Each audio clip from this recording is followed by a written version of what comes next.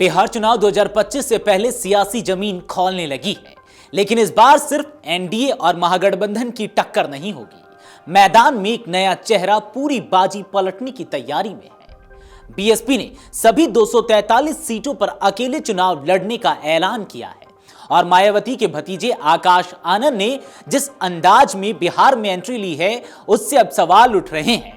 क्या तेजस्वी यादव के लिए सबसे बड़ी चुनौती बीजेपी नहीं आकाश आनंद बनने जा रहे हैं?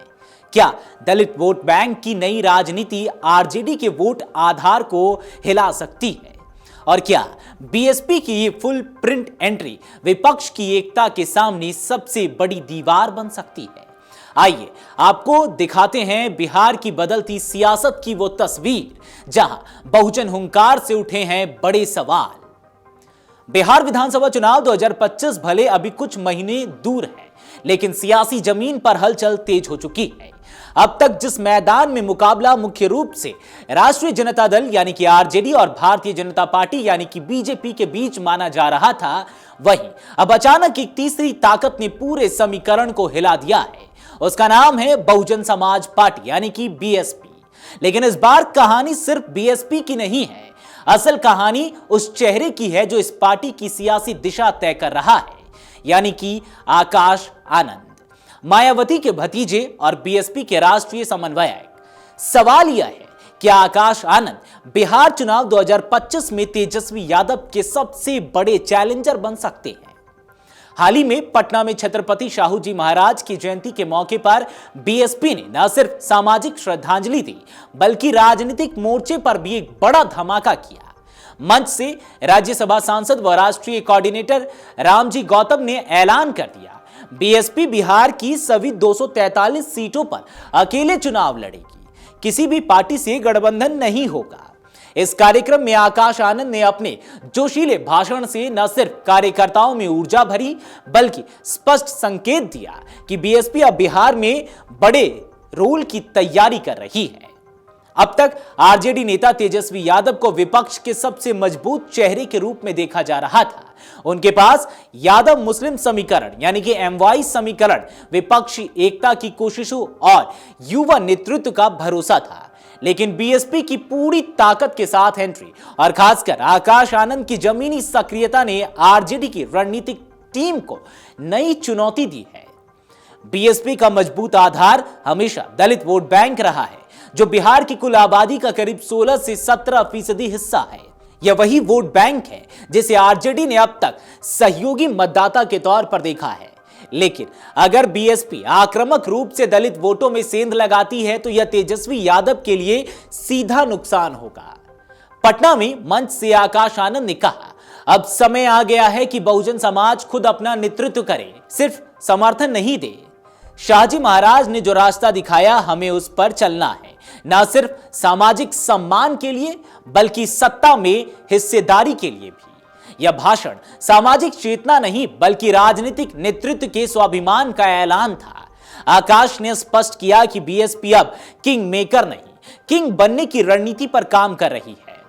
चलिए अब आपको बताते हैं कि क्या आरजेडी का समीकरण बिगड़ सकता है। आरजेडी का प्रारंभिक आधार यादव और मुस्लिम वोट बैंक रहा है, लेकिन तेजस्वी यादव ने अपनी राजनीति को दलित और महादलित वर्गों तक विस्तार देने की कोशिश की थी।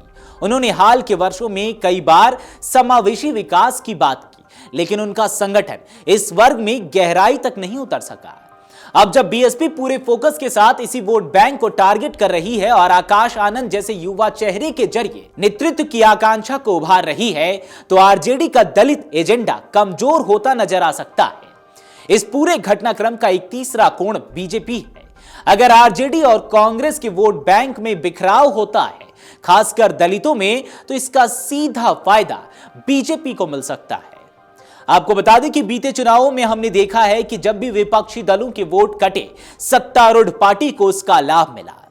विशेषज्ञों का मानना है कि बीएसपी की एंट्री अगर गंभीर और संगठन आधारित हुई, तो वह तेजस्वी की रफ्तार धीमी कर सकते हैं और बीजेपी के लिए अप्रत्याशित अवसर बन सकती है।